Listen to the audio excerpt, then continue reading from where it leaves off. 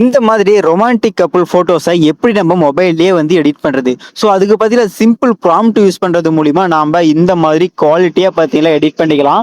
So அது எப்படி edit பண்றது அப்படிங்கிறத வாங்க போகலாம்.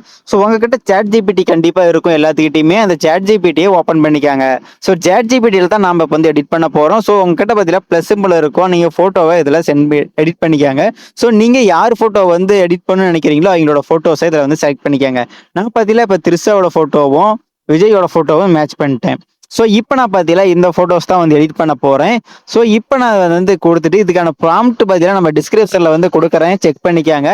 அப்படி இல்லைன்னா நம்ம சேனல்ல பார்த்தீங்கன்னா டெலகிராம் சேனல்ல அங்க அவைலபிளா இருக்கும். அங்க போய் செக் பண்ணிக்கங்க. அங்க கண்டிப்பா இருக்கும். ஸோ இப்ப இதோட ஃபோட்டோவோட அவுட்புட் குவாலிட்டி நீங்களே பார்க்க போறீங்க எந்த அளவுக்கு இருக்க போகுதுன்னு.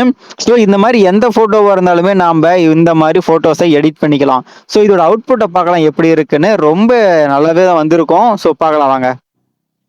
இப்போ ஃபோட்டோ பார்த்தீங்கன்னா நமக்கு வந்து ரெடி ஆயிருச்சு. ஸோ இப்போ நீங்களே பார்த்துட்டு இருக்கீங்கல்ல, எந்த அளவுக்கு ஃபோட்டோ குவாலிட்டியா வந்திருக்குன்னு நீங்களே வந்து பார்த்துட்டு இருக்கீங்க. ஸோ நான் பார்த்தீங்கன்னா சிம்பிளா ஒரே ஒரு ப்ராம்ப்ட் மூலியமா 2 ஃபோட்டோ வச்சு எவ்வளோ அருமையா பார்த்தீங்கன்னா ரெடி பண்ணியிருக்கேன். ஸோ நீங்களும் பார்த்தீங்கன்னா இந்த மாதிரி வந்து ஈஸியா வந்து எடிட் பண்ணிக்கலாம்.